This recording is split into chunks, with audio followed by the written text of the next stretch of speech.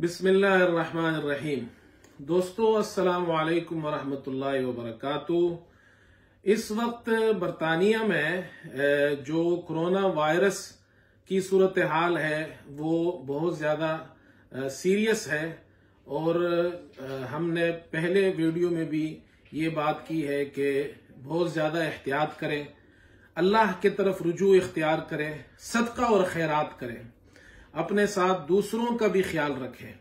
इस वक्त जो बात अर्ज करनी है वो पहली बात ये अर्ज करनी है कि बरतानिया की हुकूमत ने यह ऐलान किया है कि शॉपिंग सेंटर में, ये सुपर मार्केट्स में और दुकानों में जो खुराक और रोजमर्रा इस्तेमाल की चीजें लोग खरीदते हैं उसकी कीमतों में इजाफा करना जायज नहीं है, वो जुर्म है।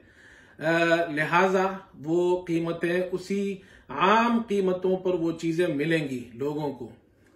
लेकिन अफसोस के साथ ये बात कहनी पड़ रही है कि ये हमारे मुसलमान दुकानदार, सबके सब तो नहीं लेकिन एक बड़ी तादाद में मुसलमान दुकानदार, वो खाने पीने की चीजों में, रोजमर्रा इस्तेमाल की चीजों की कीमतों को बढ़ा रहे हैं और ज्यादा कीमतों पर फरोख्त कर रहे हैं, जिससे लोगों को तकलीफ हो रही है। जबकि दूसरी तरफ हम देखते हैं कि गैर मुस्लिम सुपर मार्केट्स में और दुकानों में वो आम मामूल के मुताबिक वो चीजें अपनी अपनी कीमतों पर फरोख्त हो रही हैं, बल्कि बाद सुपर मार्केटों पे तो ऑफर्स भी लगी हुई है।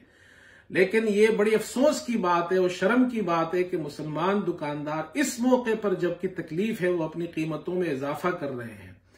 पहली बात तो ये है कि हमें यह सोचना चाहिए कि हम बरतानिया में जो मुसलमान रहते हैं, अगर कोई गैर मुस्लिम आकर इस वक्त हमसे ये पूछ ले कि तुम्हारा इस्लाम तुम्हें यह तालीम देता है कि तुम इस तकलीफ के मौके पर कीमतें बढ़ाकर लोगों को अजियत पहुंचाओ, तकलीफ पहुंचाओ, तो हमारे पास क्या जवाब होगा। ये न सिर्फ हमारी कम्युनिटी के लिए, मुसलमान कम्युनिटी के लिए, बल्कि इस्लाम की बदनामी का सबब बन रहा है। लिहाजा ऐसे लोग वो परहेज करे, इससे दुकानदार अपनी कीमतों को न बढ़ाए, बल्कि जरूरत तो इस बात की है कि आप अपनी कीमतों को, अपने नफे को कुछ कम करके लोगों की मदद का जरिया बने। और एक बात यह भी जहन में रखें, अगर आप इस तरह जुल्म करेंगे, ज्यादती करेंगे, तो जो पैसे आप कमा लेंगे, कितना कमा लेंगे आप, वो पैसे आपके पेट में जाएंगे, वो आपके घर वाले और बच्चे वो उनके पेटों में जाएंगे, तो क्या उससे कोई अच्छा नतीजा बरामद होगा आपके बच्चों के लिए, आपकी फैमिली के लिए, आपके खानदान के लिए? क्या अल्लाह की रहमत आएगी? अल्लाह के अजाब से डरना चाहिए। सदका और खैरात करें। जो और गरीब लोग हैं पाकिस्तान में, हमारे रिश्तेदार है, दोस्त अहबाब है, वहां भी बड़ी परेशानी हो रही है। एक बात यह भी जहन में रखें, हमारे बहुत से मुसलमानों के बारे में मुझे ये वीडियोस भेजी गई है बाकायदा कि यहां बरतानिया में बहुत से मुसलमानों ने अपने घरों में 6-6 महीने, 8-8 महीने और साल भर का राशन भर लिया है। तो ये भी अच्छी बात नहीं है। अल्लाह से खौफ करना चाहिए। एहतियात अच्छी चीज है, लेकिन अल्लाह पर नजर रखनी चाहिए। अगर हम सब 1-1 साल का राशन घर में भर ले, 8-8 महीने, 6-6 महीने का, दूसरों लोगों को तकलीफ नहीं होगी। और मैं एक बात ये कहता हूं उनसे जिन्होंने 8-8 महीने, 6-6 महीने और साल का राशन घरों में भर लिया है, अगर अल्लाह ना करे अल्लाह हमसे नाराज हो जाए और अल्लाह पाक ये कहे कि ठीक है, तुमने 6 महीने, 8 महीने और साल भर का राशन भर लिया है, लिहाजा तुम साल भर तक तकलीफ में रहो, अल्लाह करे कि ऐसा ना हो।